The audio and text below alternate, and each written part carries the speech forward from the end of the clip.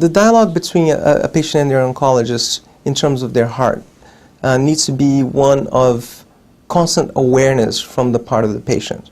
So the patient needs to know, number one, that the medicine that's being offered to treat their cancer has potentially serious side effects from the heart standpoint. And they need to be aware of their own body and the way their body is responding, and not think that everything and all the symptoms are due to the cancer or the medication. It's very common that I see patients in my clinic who have been feeling ill on a certain medicine, but they think that the whole set of symptoms is just because of their either cancer or their medicines. But in fact, what they have is insidious onset of heart failure. And these symptoms need to be brought to the attention of the oncologist very persistently. And they really should insist that these symptoms be investigated further by a cardiologist, especially if they involve shortness of breath, or if they involve excessive fatigue or sweating of the extremities, and sometimes chest tightness. There's a whole spectrum of cardiovascular disease that's associated with cancer care.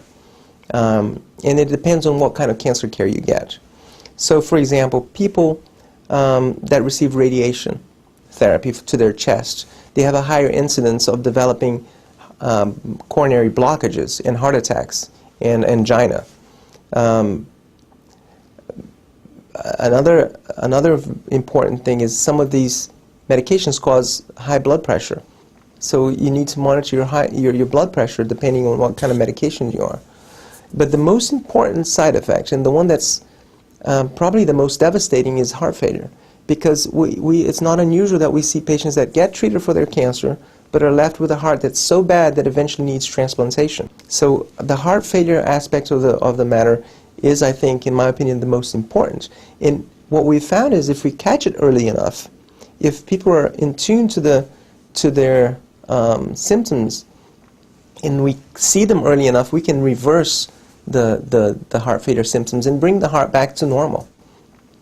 So I have to stress that the earlier you detect it, the better. And if you can even try and prevent it by being seen before you even initiate a medication that can potentially damage your heart, make sure you get to see a cardiologist.